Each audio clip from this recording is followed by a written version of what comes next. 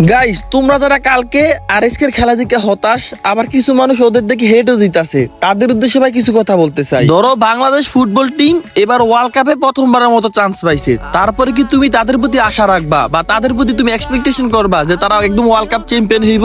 তুমি রাখবা না। কেন রাখবা না? কারণ তুমি জানো ওই টুর্নামেন্টে খেলে Argentina, Brazil, Italy, Germany, France সহ ইউরোপের অনেক শক্তিশালী দল। তুমি তখন কি আশা রাখবা যে তারা একটু দুই একটা ম্যাচ ভালো খেলে জিতে আসতে পারলে হইলো। কিন্তু ফ্রি ফায়ারের সময় গতকালকে আমরা ম্যাক্সিমাম মানুষ হতাশ হয়েছি, কারণ আমরা মনে করছি আরএসকে চ্যাম্পিয়ন হইব। হ্যাঁ, আমরা তো অবশ্যই আশা রাখতে পারি আমাদের বাংলাদেশের টিম, আমরা মনে প্রাণে চাই আমাদের টিমটাই চ্যাম্পিয়ন হোক। কিন্তু অপোজিটে যে টিমগুলো আছে ওইগুলো মনে করো ফুটবলের আর্জেন্টিনা, ব্রাজিলের মতন, ফ্লুকজু, ফ্যালকন, তারপর হইছে বুড়িরাম, ওরা কিন্তু ভাই প্রচুর শক্তিশালী। তো ভাই আমরা আশা রাখি আমাদের টিম চ্যাম্পিয়ন হোক বা না হোক, ভালো কিছু করব।